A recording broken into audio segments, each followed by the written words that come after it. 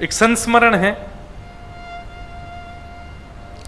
इस वर्ष महाशिवरात्रि पर हमारी कथा हुई बागेश्वर धाम में, और महाराज वहां जब कथा हुई तो मैं एक दिन सुबह मंगला आरती दर्शन करने गया बालाजी के, हनुमान जी के।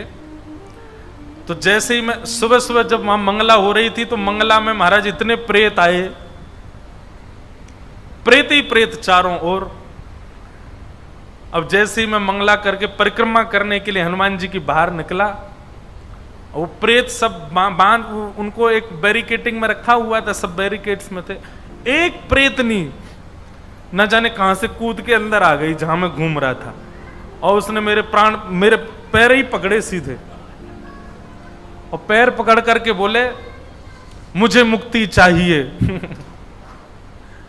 अरे मैंने की कथा में आजा, मुक्ति मिल जाएगी, मुझे मुक्ति चाहिए, वो मुक्ति चाहिए। इतना कस के पकड़ा, 4 लोग खींचे मुझे, तब जाकर के उसने पाम छोड़ा। पाम मेरा अंगूठा वो मुख में बस उसको खाने ही वाली थी, इतने तो पांव बच गए मेरे। मैंने कहा मेरे साथ इतने लोग, इसने मुझको ही क्यों पकड़ा, मेरा ही पाम क्यों पकड़ा। तब बात समझ में आई कि हम भागवत के वक्ता बन के कथा सुना रहे हैं ना। प्रेतों को भी पता होता है कि हमारी मुक्ति कहां से होने वाली है। प्रेतों को ये कोई हम अपनी महिमा नहीं गा रहे, कहीं पता चले आप अपने घर के प्रेत जिनमें आ रहे हो उनको फोन कर दो, आ जाओ पंढरपुर। भाई ये सब काम नहीं है हमारे। ये भागवत जी की महिमा है और इसके व्यास मंच पर बैठने की महिमा है। ये ब्राह्मण देवता जो यहां बैठ करके पाठ कर रहे हैं, इनकी महिमा जानिए। भागवत जी सामान्य नहीं है, साधारण नहीं है भागवत जी। प्रेत व्यक्ति क्यों बनता है? अपने 100 वर्ष की आयु में गलत कार्य करने की वजह से बनता है। भागवत जी पहले ही मना कर रही है, मत करो मत करो मत करो मत करो, ये गलत कार्य हैं, ये सब नहीं करने चाहिए, तुम प्रेत योनि में चले जाओगे। और उसके बाद व्यक्ति प्रेत बन जाता है, उसको कोई स्वीकार नहीं। आपको पता है प्रेत कब बनता है व्यक्ति? जब उसको नरक में भी जगह नहीं मिलती, तब प्रेत बनता है। मतलब सारे लोकों में कहीं ना कहीं स्थान मिलता है। कोई शिवलोक चला जाता है, कोई ब्रह्मलोक चला जाता है, कोई विष्णु लोक जाता है, कोई गोलोक जाता है, कोई कहीं जाता है। और सबसे गिरता गिरता गिरता गिरता गिरता जो पापी लोग होते हैं वो नरक में जाते हैं। नरक भी बहुत प्रकार के होते हैं, उनमें जाते हैं। उनमें भी किसी को स्थान नहीं मिलता तो वो पृथ्वी पर ही प्रेत बन जाता है। सोचो, उस प्रेत को मुक्ति प्रदान करती हैं भागवत जी। उस प्रेत को जिसके लिए सबने द्वार बंद कर दिए, उसको केवल भागवत जी की सप्ताह कथा, 7 दिन बहुत दूर की बात है। पहले दिन व्यास मंच पर बैठ करके व्यास जी और 5 ब्राह्मण बैठ करके सस्वर भागवत जी का पाठ करते हैं, और व्यास जी जैसे ही भागवत का श्लोक गाते हैं, वो प्रेत कहीं भी होगी वहीं से मुक्त होकर के भगवत धाम चली जाती है। ऐसी भागवत जी की महिमा है, साधारण नहीं है भागवत की कथा। आजकल भागवत की कथा को कोई भी गा देता है, कोई भी बोल रहा है, कुछ भी बोल रहा है भागवत के मंच से।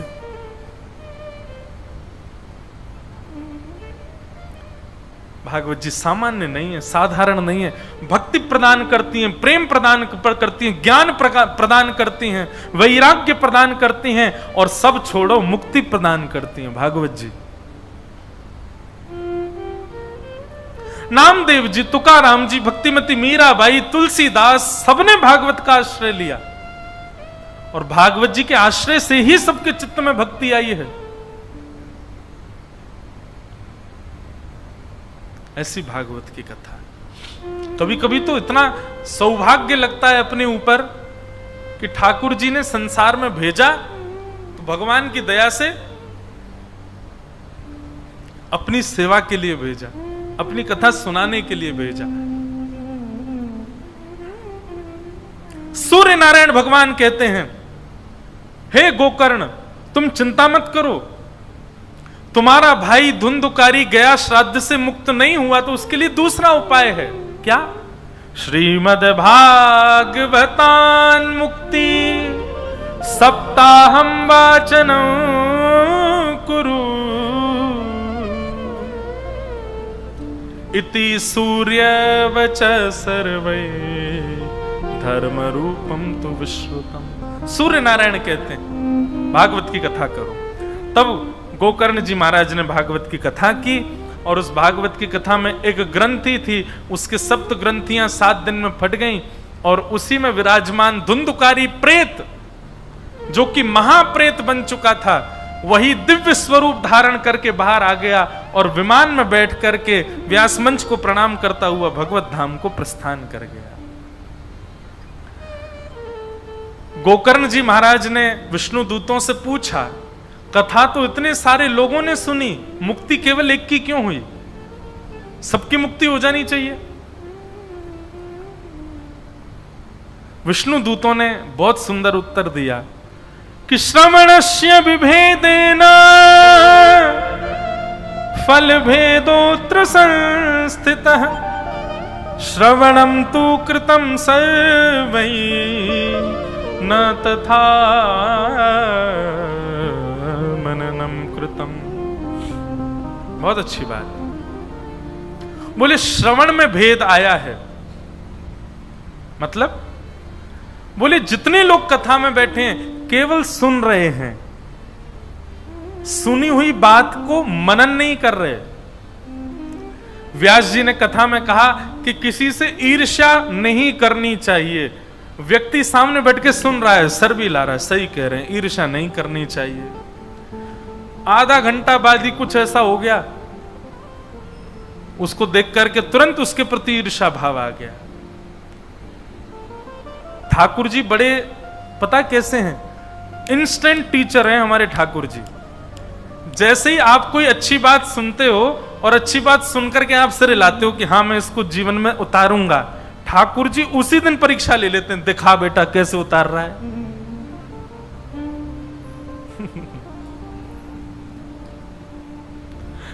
एक ऋषिकेश में अभी 4 दिन की अकिंचन चल रही थी हमारी, वहां एक ऐसा भाव उत्पन्न हुआ अपने आप ही कि ठाकुर जी की हम पर बहुत बड़ी कृपा है कि ठाकुर जी हमारी बातों को सीरियसली लेते नहीं है। हे नाथ, मैं आज के बाद ऐसा नहीं करूंगा, मैं आज के बाद बहुत पवित्र जीवन जीऊंगा, मैं आज के बाद कभी पत्नी पर क्रोध नहीं करूंगा, मैं आज के बाद कभी 2 नंबर का काम नहीं करूंगा, मैं आज के बाद कभी भी दूषित प्रकार से धन कमाने की इच्छा नहीं रखूंगा, अपनी कामनाओं पर, अपनी वासनाओं पर मैं अब आज के बाद मैं थोड़ा लगाम लगाऊंगा। ठाकुर जी कहते हैं बोल मत ज्यादा, चल अपना काम कर, निकल चल यहां से। ठाकुर जी हमको सीरियसली लेते नहीं है, क्योंकि ठाकुर जी जानते हैं केवल बड़ बोल रहा है। एक परीक्षा यदि मैंने ले ली ना, तुरंत खत्म हो जाना है इसका सब कुछ। नहीं तो आप करके देख लो, कल सुबह जाइएगा पंडरीनाथ भगवान का दर्शन करके और अपने किसी अवगुण को वहीं त्यागने का संकल्प लेके आना। अपना अवगुण सब जानते हैं कि मेरे अंदर अवगुण क्या है, और ये छोटे मोटे अवगुण नहीं। छोटे मोटे अवगुण मतलब डायबिटीज है लेकिन रसगुल्ला खाने का मन होता है, मैं पंडरीनाथ भगवान अब रसगुल्ला, ये छोटे मोटे अवगुण नहीं, कोई बड़ा वाला अवगुण जिसका आपको स्वयं भी लगता है कि ये अच्छा नहीं है मेरे अंदर। चाहे वो काम का हो, चाहे क्रोध का हो, चाहे लोभ का हो, चाहे ईर्ष्या का हो, चाहे द्वेष का हो, कोई भी अपना एक अवगुण लेकर के कल मेरे कैसे जरूर जाइएगा। और श्री पंडरीनाथ भगवान अगर दर्शन हो जाए तो, नहीं तो चंद्रभागा नदी पे ही जाना और वहां जल लेकर के कहना, आज के बाद मैं संकल्प लेता हूं पंढरपुर में ही आज के बाद मैं ये क्रिया नहीं करूंगा, आप जल छोड़ देना। 2 घंटा प्रतीक्षा करना, बस 2 घंटे में ही ठाकुर जी परीक्षा लेंगे आपकी। ऐसी सिचुएशन प्रकट करेंगे कि आप जिस नियम को तोड़ने का संकल्प देकर के आए हो वही नियम लागू हो, ऐसी कोई सिचुएशन होगी। फिर देखना आप नहीं बचा पाओगे स्वयं को। अच्छा, दोनों अच्छी बात है, बच जाओ तो आपका अच्छा, और नहीं बच पाओ तो यह बात भी प्रमाणित हो जाएगी कि भाई हम कितने पानी में हैं। हम केवल बोलते हैं, करने की हमारी स्थिति नहीं। कल ये जरूर करके देखना आप, और परसों फिर हम सुबह मिलते हैं 11 से 12, आके चुपचाप बताना कान में सबके सामने नहीं बताना, क्योंकि मुझे पता है कि उत्तर नेगेटिव ही आने वाला है। आपका वो नियम टूट चुका होगा शाम तक तो, और मान लीजिए आपने 1-2 दिन अगर उस नियम पर जबरदस्ती चढ़ करके उस नियम का पालन कर लिया, तीसरे दिन तो टूट ही जाएगा। और नहीं टूटे तो आपको बधाइयां, आपको शुभकामनाएं। ठाकुर जी ने आपके भाव को स्वीकार किया, ठाकुर जी प्रसन्न हो जाएंगे, वाह भाई मान गए तेरे इस नियम को। पर याद रहे वो टूटना ही नहीं चाहिए फिर जीवन पर्यंत। इसलिए ठाकुर जी हमको सीरियसली लेते नहीं ज्यादा, क्योंकि ठाकुर जी को पता केवल बोल रहा है, बड़ बोलता है बस।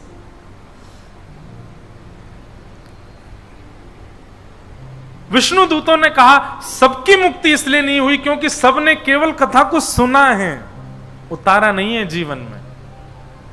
और दूसरा कारण सबकी मुक्ति इसलिए नहीं हुई है कि सब मुक्त होने के लिए कथा में नहीं बैठे हैं। कथा चल रही है, इतने सारे लोग बैठे, सब लोग मुक्त होने के लिए थोड़ी बैठे हो यहां पे। सब लोग अपनी रिटर्न टिकट लेके आए हो, वापस कहां कहां जाना है हमें। ऐसा तो नहीं सोच के आए थे कि पंढरपुर जाएंगे वहीं रह जाएंगे हमेशा, वहीं विमान आ जाए हमारा, चंद्रभागा नदी के तट से टाटा सबको बाय करते हुए निकल जाएंगे। ऐसा तो नहीं सोचा आपने। और कहीं ऐसा हो भी गया, विमान आ गया तो आप सब मेरे पीछे पड़ जाओ, व्यास जी इसलिए तो नहीं बुलाया था आपको, यहीं से ही विमान में बैठा तो हम तो कथा सुनने आए थे, कुछ दिन और संसार में रह के क्रियाकलाप करने। तो विमान 2 लोगों के लिए आता है। पहला वो जो सुनकर के मनन करता है अपने जीवन में, और दूसरा वो जो वास्तव में मुक्ति के लिए ही बैठा है। मुझे मुक्त ही होना है, इस कामना से जो बैठा है, विमान आएगा उसके लिए। कितनी बार कथाओं में ऐसा देखा है। 7वें दिन कथा के कई बार अनुभव किया कथाओं में कि कोई माता जी, कोई भैया जी या कोई भी व्यक्ति भगवत धाम प्रस्थान कर जाते हैं बिना किसी कष्ट के। कथा सुनते सुनते उनके अंदर ये भावना उत्पन्न हो जाती है हमको जाना है, तो विमान आता है। इस प्रकार भागवत जी के महात्म्य में धुंधुकारी के सदगति की बात बताई गई, जो कि भागवत से हुई, क्योंकि वो माता पिता के द्वेषी थे। उसके बाद भी भागवत जी ने कृपा करके उनको सदगति प्रदान की। बोलो भागवत महापुराण की। आगे भागवत जी का महात्म्य यहीं विश्राम हुआ और यहां से भागवत जी का प्रथम स्कंद प्रारंभ होता है। भागवत जी का प्रथम स्कंद यहां से अब हम आगे बढ़ेंगे। प्रथम स्कंद में प्रवेश करें उससे पूर्व एक बार सब लोग हरि नाम संकीर्तन करते हुए ठाकुर जी को आशा भरिए।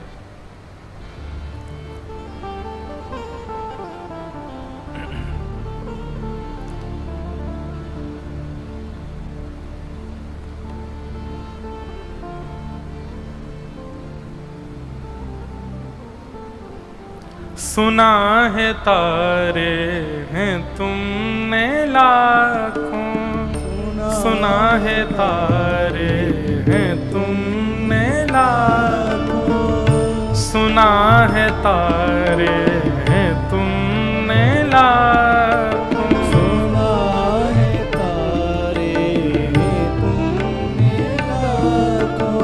हमें जो तारो तो हम भी जाने, जो तारो तो हम भी जाने, हमें जो तारो तो हम भी जाने, हमें जो तारो तो हम भी जाने। सुना है तारे हैं तुमने लाखों,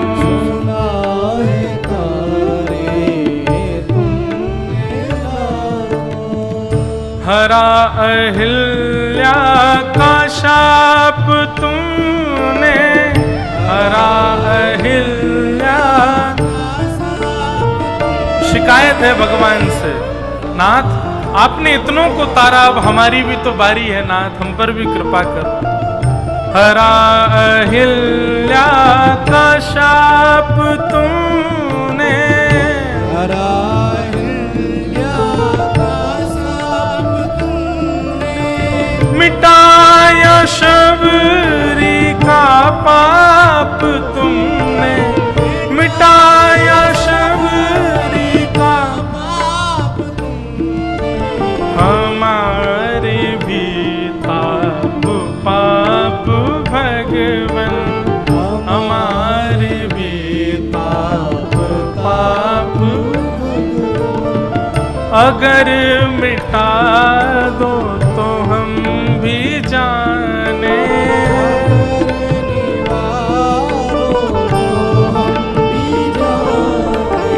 सुना है तारे तुमने लाखों, सुना है तारे तुमने लाखों, सुना है तारे तुमने लाखों, सुना है तारे तुमने लाखों। ओ जय जय राधा रमण प्यारो राधा रमण, जय जय राधा रमण, प्यारो राधा रमण, जय जय राधा रमण प्यारो राधा रमण, राधा रमण, प्यारो राधा रमण, पंडरीनाथ रमण प्यारो नाथ रमण,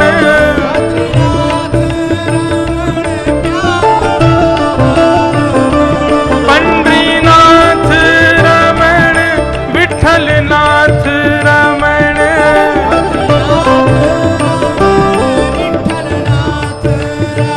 ओ जय जय राधा रमण प्यारो राधा रमण,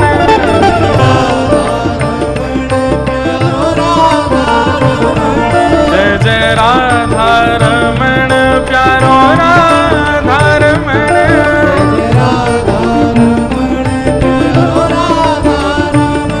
हे विठ्ठल विठ्ठल विठ्ठला पांडुरंग विठ्ठला,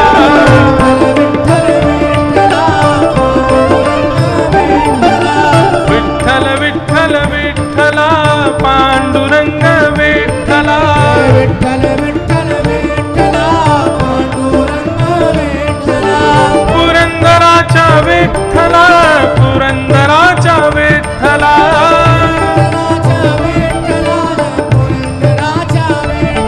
हे पुरंदराचा विठ्ठला पांडुरंग विठ्ठला,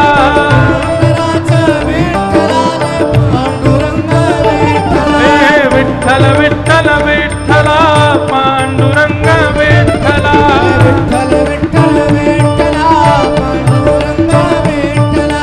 विठ्ठल विठ्ठल विठ्ठला पांडुरंग विठ्ठला,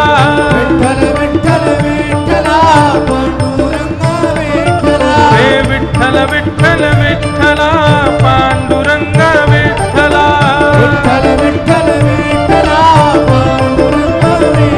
हे विठ्ठल विठ्ठल विठ्ठला पांडुरंग विठ्ठला,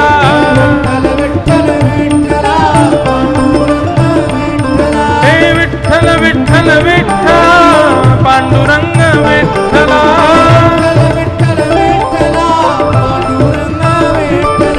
विठ्ठल विठ्ठल विठ्ठला पांडुरंग विठ्ठला,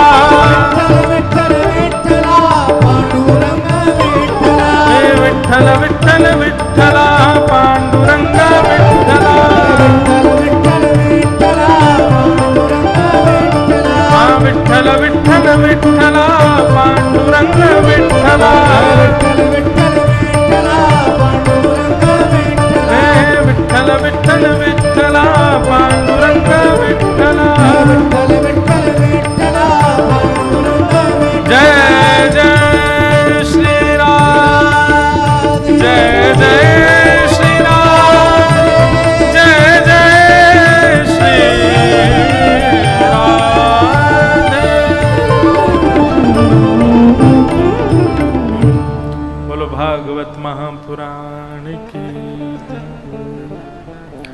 अब तक तो हम लोग महात्मा सुन रहे थे, अब यहां से प्रथम स्कंद में हम लोग प्रवेश करते हैं।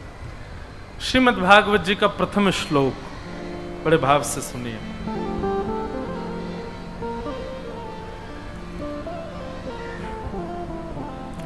जन्माद्यस्य यतोऽन्वयाति तरतः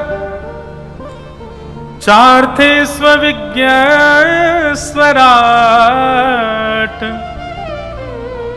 तेने ब्रह्म हृदय आदि कवये मुह्यन्ति सूरयः तेजो वारिमृदां यथा विनिमयो यत्र त्रिसर्गो मृषा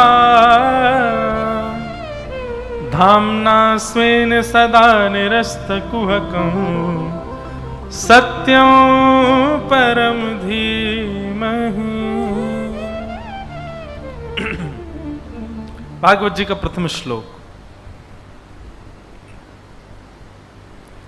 जन्माद्यस्य यतोऽन्वयादितरतः,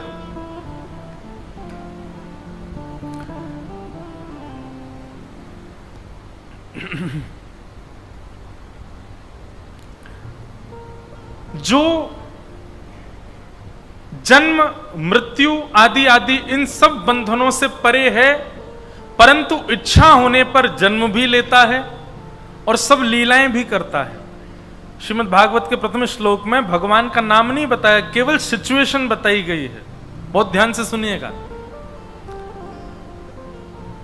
जो जन्म आदि से परे है पर अपने भक्त की प्रसन्नता के लिए जन्म भी लेते हैं, और जिनके वशीभूत होकर के पूरा विश्व जन्म लेता है, पालन करता है और नष्ट हो जाता है, ऐसे परमात्मा। चार्थे स्वविज्ञ स्वराट, जो अविज्ञ हैं, अनविज्ञ नहीं हैं, सब जानते हैं आप किस भाव से आए हो, किस कामना से आए हो, आपके लिए क्या उचित है, क्या अनुचित है, सृष्टि के लिए क्या उचित है, क्या अनुचित है। जो अविज्ञ हैं, जो परम विवेकी हैं, परम ज्ञानी हैं, और स्वराट, स्वराट यानी कि प्रकाशमान हैं, उनको किसी से प्रकाश लेने की आवश्यकता नहीं, वो स्वयं प्रकाशमान हैं। तेने ब्रह्म हृदय आदि कवये, आदि कवि ब्रह्मा को जिन्होंने अपने हृदय से ज्ञान प्रदान किया, आदि कवि ब्रह्मा को भी जिन्होंने सृष्टि संचालन आदि का दायित्व प्रदान किया है। मुह्यन्ति सूरय, सारे देवता जिनकी रूप माधुरी, ललित माधुरी, लीला माधुरी, वेणु माधुरी पर मोहित रहते हैं,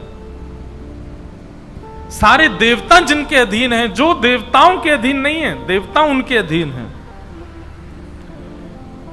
तेजो वारि मृदाम यथा विनिमयो, पृथ्वी जल तेज वायु आकाश जिनसे निर्मित होती हैं, ऐसे धाम्ना स्वेन सदा निरस्त कुहकम सत्यम परम धीमहि, ऐसे परम सत्य परमात्मा जिनसे पूरे विश्व का हेतु है, उनको मैं बारंबार प्रणाम करता हूं, उनको मैं बारंबार वंदन करता हूं। भागवत का प्रथम श्लोक अनेक रहस्यों को अपने अंदर रखा है, रखे हुए बैठा है। संपूर्ण भागवत के प्रथम श्लोक में कृष्ण लीला का दर्शन भी हो जाता है, केवल एक ही श्लोक में। जन्माद्यस्य यतोऽन्वयादितरतः, जो जन्म लेते ही अपने माता पिता को छोड़ करके मथुरा चले गए, गोकुल चले गए मथुरा से।